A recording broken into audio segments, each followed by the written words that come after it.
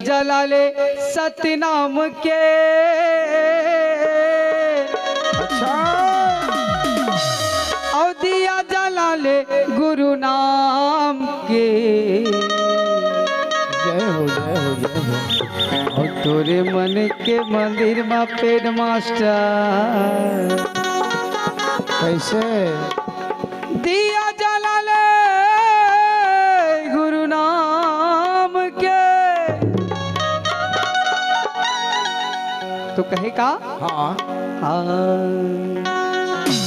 दिया जलाले सत्य नाम के, दिया जलाले गुरु नाम के। दिया जलाले सतनाम के, दिया जलाले गुरु नाम के। दिया जलाले सत्य नाम के, दिया जलाले गुरु नाम के। दिया जलाले सतनाम के, दिया जलाले गुरु नाम के। और तुरे मन के मंदिर में तबला मास्टर कैसे दिया जलाले गुरु नाम के। जय हो। तो कहे का कैसे तुम्हार मानी के मंदिर में भाई दिया जलालो सत्य नाम के।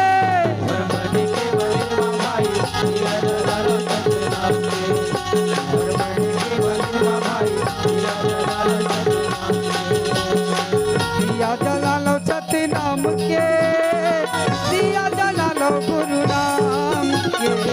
दिया जलाले सतनाम के, दिया जलाले गुरु नाम के।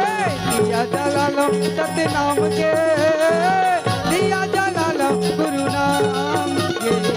दिया जलाले सतनाम के, दिया जलाले गुरु नाम के।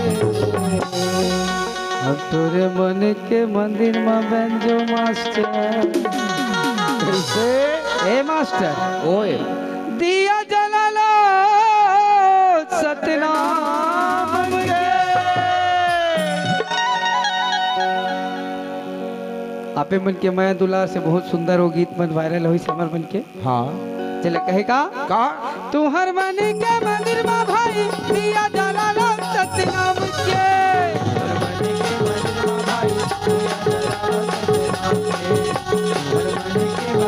भाई दिया जलालो सतनाम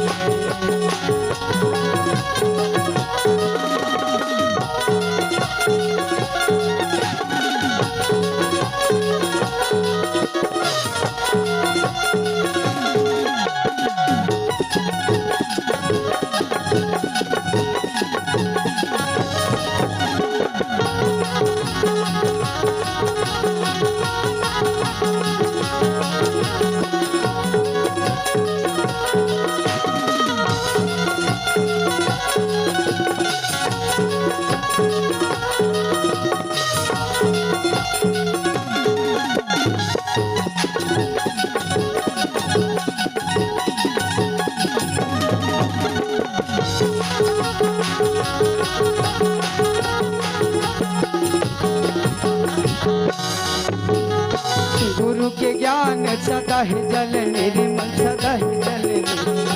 गुरु के ज्ञान सदा ही जल निर्मल सदा ही जल निर्मल। सत्य के ध्यान ल धर ले हो संत धन धन ले हो संत धन। सत्य के ज्ञान ल धर ले हो संत धन धन ले हो संत धन। आज ये संसार में गुरु के ज्ञान ल सदा है जल निर्मल कहे गए। आओ बाबा गुरु के अर्थ होते का आओ गु माने अंधकार और रू माने प्रकाश। प्रकाश जैन गुरु अंधकार से हाँ अपन चेलन प्रकाश की ओर ले जाते वही एक सच्चा गुरु होते। गुरु होते बाबा गुरु के ज्ञान सदा ही जल निर्मल सदा ही। गुरु के ज्ञान सदा ही जल निर्मल सदा ही जल निर्मल। सत्य के ध्यान ल धर ले हो संत जन धर ले हो। हाँ सत्य के ध्यान ल धर ले हो संत जन धर ले हो संत। ये धर ले हो संत जन धर ले हो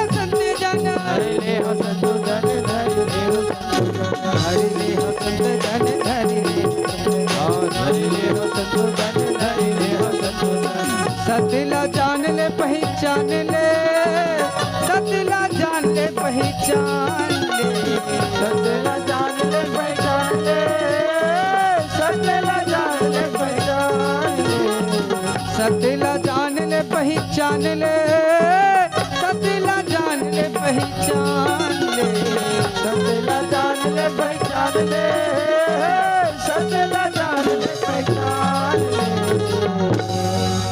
तोरे मन के मंदिर में पेटी मास्टर बोला क्या है बाबा तो ही ला कहा था रे रोगा जला हूँ बाबा जला हूँ जलावे ना हाँ जी इथे का का दिया जला ले सतनाम के तो भैया जी ओए जी सुंदर से बाबा जी कहे लगे हाँ भैया रतिदास कहने लगे बाबा मोला सदगुरु ज्ञान